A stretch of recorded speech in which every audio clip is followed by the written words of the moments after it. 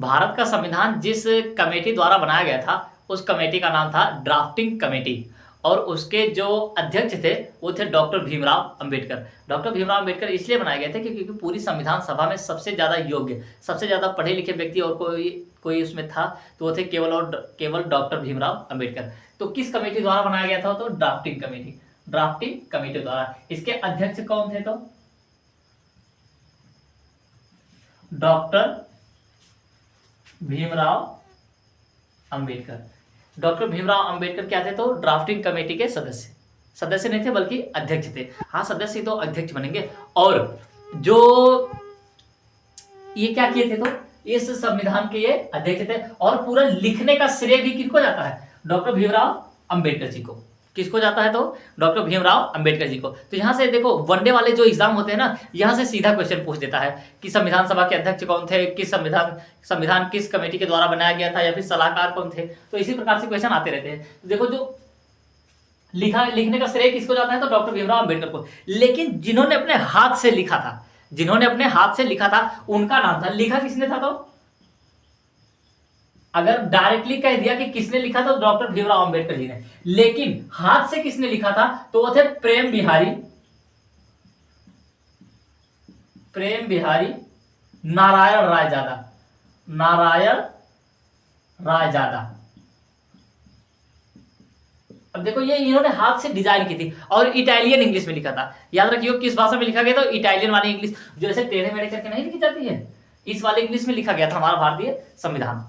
Clear है ना? याद रख लेना, क्योंकि ऐसे क्वेश्चन क्या रहते हैं, वनडे वाले एग्जाम में आते रहते हैं। तो प्रेम बिहारी नारायण रायजादा ने क्या किया था? लिखा था। और इसके जो सलाहकार थे, कौन थे? तो सलाह देने वाले व्यक्ति थे, वो थे बी.एन. राव। बी.एन.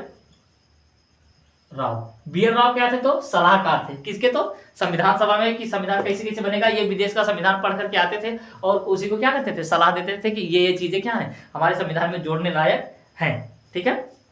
और उसे सजाया किसने था? तो क्वेश्चन आता रहता है, उसे सजाने की जिम्मेदारी किसे दी गई थी? तो उसे सजाया गया था। क्योंकि अगर आप पेज पलटोगे संविधान का, ये तो देखो हमारे यहाँ पास जो है ये थोड़ा सा छोटा है, लेकिन अभी आप एक ओरिजिनल वाला बड़ा वाला संविधान लोगे ना, तो उसमें देखो कुछ इस प्रकार से फोटो वगैरह भी बनी है ना, जैसे उसमें कुछ महाभारत की फोटो दी हुई है, तो कहीं पे गांधी जी की फोटो छपी हुई है। तो ये सब चीजें जो करने के लिए दिया गया था ना, वो किसको दिया था? तो नंदलाल बोस जी को। एक व्यक्ति थे नंदलाल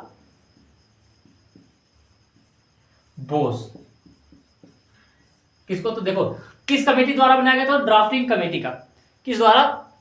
ड्राफ्टिंग कमेटी। और ड्राफ्टिंग कमेटी के अध्यक्ष कौन थे? तो डॉक्टर भीमराव अंबेडकर। और संविधान को लिखा था तो डॉक्टर अंबेडकर जी ने।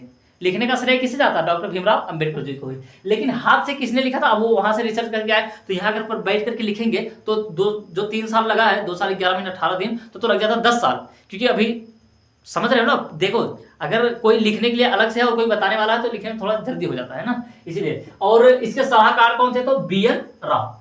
और इसको सजाया किसने था? तो संविधान को तो नंदलाल बोस जी ने। किसने सजाया था? तो नंदलाल बोस जी ने। और कभी कभी आ जाता है कि इसमें कितने पन्ने हैं, कितने पन्ने हैं? तो 251 पृष्ठ कह सकते हैं हम लोग, पृष्ठ या फिर पन्ना।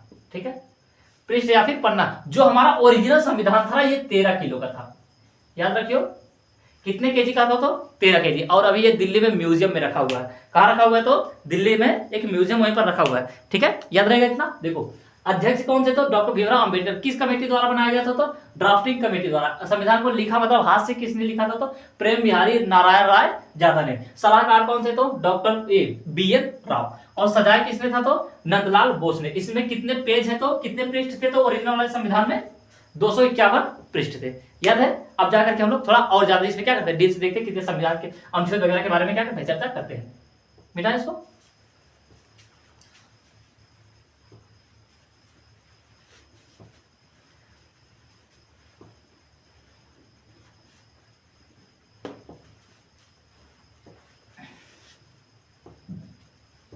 चलो अब हम लोग थोड़ा थोड़ा देख लेते हैं कि संविधान अनुच्छेद वगैरह कितने हैं। तो देखो, इसमें जो भाग है, इसमें टोटल कितने भाग है? तो 22 भाग है। और अनुच्छेद कितने हैं? तो अनुच्छेद है 395। और जब उसी समय संविधान बना तो वर्तमान मतलब मूल संविधान में अनुसूचियों की संख्या कितनी थी? तो अनुसूची अनुसूचियां कितनी थी तो 8 थी, लेकिन अभी कितनी है तो 12।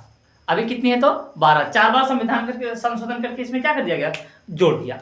ठीक है, और संविधान में बहुत सारी चीजें दी गई थी, तो इसलिए चलो देखते हैं हम लोग मूल अधिकार। मूल अधिकार, इसमें कितने मूल अधिकार थे तो पहले 7 थे, लेकिन उसमें से एक घटा करके क्या कर दिया गया, अब 6 कर दिया गया। कौन सा अधिकार घटा गया, इससे पहले हम पढ़ा चुके हैं, आपको अगर पता है तो कमेंट में जरूर बताइए, अगर नहीं पता है तो पता करिए उसको।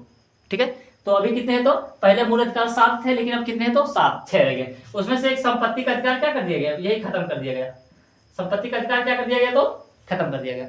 संपत्ति का अधिकार क्या कर दिया गया तो खत्म कर दिया गया। और देखो अभी हमारे यहाँ संविधान दिवस भी मनाया जाता है ना, भारतीय संविधान। तो संविधान दिवस कब मनाया जाता है तो संविधान दिवस कब मनाया जाता है तो 26 नवंबर को। कब मनाया जाता है तो 26 नवंबर को। क्यों मनाया जाता है 26 नवंबर को ही, क्योंकि 26 नवंबर को ही हमारा संविधान क्या हुआ था, बन करके तैयार हुआ था, 26 नवंबर 1949 को। लेकिन लागू कब हुआ तो 26 जनवरी